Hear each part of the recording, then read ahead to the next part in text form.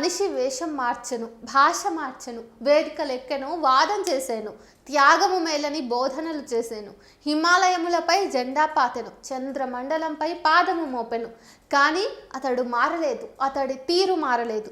రోజు ప్రధాన వార్తలు ఏమొస్తున్నాయో అబ్జర్వ్ చేస్తున్నారా? అమ్మాయిపై అఘాయిత్యం, విద్యార్థినిపై అత్యాచారం, మహిళపై లైంగిక దాడి, ఇవే కదా దేశవ్యాప్తంగా రోజు ఇవే చర్చనీయాంశాలు అవుతున్నాయి. ఇన్ని ఇన్సిడెంట్లు జరుగుతున్నా, సమాజం తలదించుకునే పరిస్థితి ఏర్పడినా, శిక్షలు పడుతున్నా, సిగ్గుచేటని తెలిసినా మనిషి మారటం లేదు. ఏం మనుషులు రా బాబు అని ఉమ్మేయాలనిపిస్తుంది. రంగారెడ్డి జిల్లా ఇబ్రహీంపట్నం మండలం మంగల్పల్లి బీటెక్ ఫస్ట్ ఇయర్ చదువుతున్న అమ్మాయిపై అత్యాచారం చేశాడు ఒక కామాంధుడు. ఒక రియల్ ఎస్టేట్ ఆఫీస్ పై అంతస్తులో బాలికల హాస్టల్ ఉంటుంది. ఎవరిదో బర్త్డే ఉంటే పొద్దంతా బర్త్డే సెలబ్రేట్ చేసుకున్నట్ట. పీకల దాకా తాగుంటారు. ఇంకే ఉంది, కళ్ళు కామంతో మూసుకుపోయి ఉంటాయి. పైన హాస్టల్ గదుల్లో ఉన్న అమ్మాయిలను వెతుక్కుంటూ అజిత్ అనే కామాంధుడు వెళ్ళాడు. ఒంటరిగా ఉన్న అమ్మాయిపై దాడి చేసి అత్యాచారం జరిపాడు. ఇదేనా సంస్కారం? అమ్మాయిల హాస్టల్ విడిగా కాకుండా రియల్ ఎస్టేట్ ఆఫీస్తో అటాచ్మెంట్ అయి ఉండటమే పెద్ద తప్పు అంటే, పైగా బర్త్డే వేడుకలు చేసుకోవడం ఒకటి. ప్రతి ఇంట్లో అమ్మాయిలు ఉంటారు, అందరికీ ఆడవాళ్ళు ఉంటారు. సమాజం ఇలా తయారైతే వారికి రక్షణ ఎక్కడుంటుంది? సిగ్గుపడండి రా బాబు. ఇబ్రహీంపట్నం ఏరియాలో దాదాపు 50 నుంచి 60 ఇంజనీరింగ్ కాలేజీలు ఉంటాయి. టాప్ 10 జాబితాలో ఉన్నవి చాలానే ఉన్నాయి కాబట్టి పోటీ పడొస్తుంటారు విద్యార్థినులు. దీన్ని క్యాష్ చేసుకునేందుకు ప్రైవేట్ హాస్టల్స్ పుట్టగొడుగుల్లాగా పుట్టుకొచ్చినాయి. మంగల్పల్లి చౌరస్తాలో ఇంచుమించు 60 హాస్టల్స్ ఉంటాయి. మంచి గ్రేడ్ సాధించి క్యాంపస్ ప్లేస్మెంట్లో జాబ్ కొట్టాలనే ఉద్దేశంతో సుదూర ప్రాంతాల నుంచి వచ్చి ఇక్కడ హాస్టల్స్లో ఉంటున్నారు.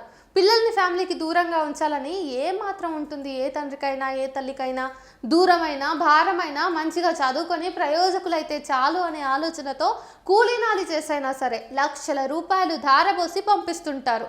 ఇక్కడేమో మృగాలు కొందరు ఇలా హాస్టల్స్లోకి చొరబడి వాళ్ళ జీవితాలను పాడు చేస్తారు. సమాజం ఇలా ఉంటే పై చదువుల కోసం పిల్లల్ని బయటకు పంపేదెలా? వాళ్ళు సురక్షితంగానే ఉంటారనే నమ్మకం కలగటం ఎలా? ఇది ఆదిలాబాద్ జిల్లాలో జరిగిన ఘటన.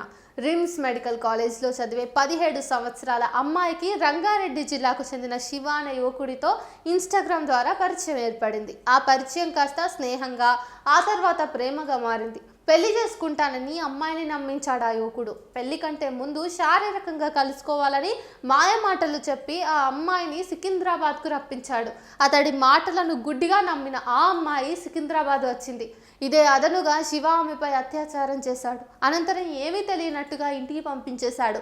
మోసపోయాను అని తెలుసుకున్న అమ్మాయి ఏం చేయాలో తెలియని పరిస్థితుల్లో విషయమంతా ఇంట్లో చెప్పేసింది. పోలీసులకు ఫిర్యాదు చేశారు. ఫోక్సో యాక్ట్ కింద అతడిపై కేసు ఫైల్ చేశారు.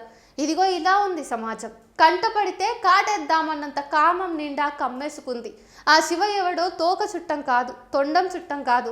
ఆ టైంపాస్ ఇన్స్టాగ్రామ్లో పరిచయం అయ్యాడు. అంతదానికి ఎక్కడికి రమ్మంటే అక్కడికి వెళ్తారా తల్లి? తల్లిదండ్రులకు మీ మీద ఎన్నో అంచనాలు ఉంటాయి. మీరేమో ఇన్స్టాగ్రామ్లు, వాట్సాప్లు, ఫేస్బుక్లు అని కాలక్షేపం చేస్తూ ఆఖరికి ఎవడో ముక్కు మొహం తెలియని వాళ్ళని ఇష్టపడి తర్వాత మోసపోయి గోసపడతారు. అంతా జరిగిన తర్వాత తెలుసుకుని అయ్యో అని మొత్తుకుంటారు. అవన్నీ పక్కకు పడేసి బుద్ధిగా చదువుకుంటే తల్లిదండ్రులు ఎంత సంతోషిస్తారు?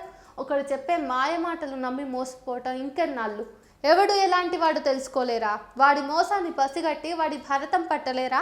సున్నితంగా ఉండకండి అమ్మాయిలు. ఎవడన్నా కామంతో చూస్తే రారా నా కొడక అన్నట్టు తిప్పి కొడితే తోక ముడుచుకొని వెళ్ళి మళ్ళీ అమ్మాయిల జోలికి పోవాలంటే తడిసిపోవాలి. సో మనం ఒకరికి ఛాన్స్ ఇవ్వద్దు, మోసపోవద్దు. ఫన్ బకెట్ భార్గవ్ తెలుసు కదా, ఏమైంది అతడి పరిస్థితి? మంచిగా వీడియోలు తీసుకుంటూ కెరీర్ డెవలప్ చేసుకుని హాయిగా ఉండాల్సిన వాడు కటకటాల పాలయ్యాడు. వీడియోల చిత్రీకరణ పేరిట బాలికను ప్రలోభ పెట్టి గర్భవతిని చేశాడు. నేరం కూడా రుజువైంది. తాజాగా విశాఖపట్నం ఫోక్సో న్యాయస్థానం అతడికి 20 ఏళ్ల జైలు శిక్ష, 4 లక్షల పరిహారం విధించింది. ఏం జీవితం అది? 20 ఏళ్ల జైలు శిక్ష, సంపాదించుకున్న పేరు పోయింది, డబ్బులు ఒక్క, కుటుంబంలో బంధువుల్లో స్నేహితుల్లో ముఖం చూపించలేని పరిస్థితి. అతడి జీవితం ఎంత భయంకరంగా మారిందో ఊహించుకుంటేనే ఒళ్ళు జలధరిస్తోంది. అలా ఉంటాయి శిక్షలు అని తెలిసి కూడా అమ్మాయిలను ఎలా టచ్ చేస్తున్నారా బాబు? మీ కళ్ళ ముందే ఫన్ బకెట్ భార్గవ్ చేతుల జీవితాన్ని ఆగం చేసుకున్నాడు. అది చూసైనా కామం కళ్ళు తెరవండి. మహిళలపై అత్యాచార ఘటనలను అడ్డుకునేందుకు తమిళనాడు సర్కారు కఠిన చర్యలకు పిలుపునిచ్చింది. మహిళల వెంటపడినా వేధించిన నేరమే. దీనికి 5 ఏళ్ల జైలు శిక్ష విధిస్తారు. 18 ఏళ్లలోపు బాలికలపై సామూహిక వేధింపులకు పాల్పడితే జీవిత కారాగార శిక్ష విధిస్తారు. యాసిడ్ దాడి చేస్తే 10 ఏళ్ల జైలు శిక్ష. శిక్షలు పడుతున్నా చీదరించుకుంటున్నా మనిషి నైజం మాత్రం మారటం లేదు. దీంతో సత్వర పరిష్కారం ఆశిస్తున్నారు కొందరు. తప్పు చేసిన వాడికి బుద్ధి వచ్చేలా ఇంకొకడు ఆ తప్పు చేయకుండా బహిరంగంగా శిక్షలు విధించాలంటున్నారు. కొందరైతే ఉరి తీయాల్సిందే అని అంటున్నారు.